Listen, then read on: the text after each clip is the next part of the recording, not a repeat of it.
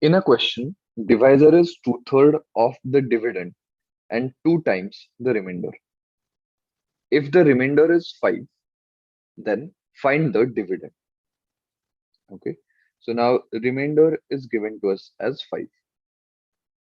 Now it is given here that divisor is two-thirds of the dividend and two times the remainder. So divisor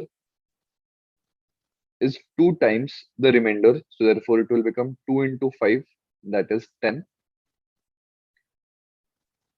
Now divisor again is two-thirds of the dividend.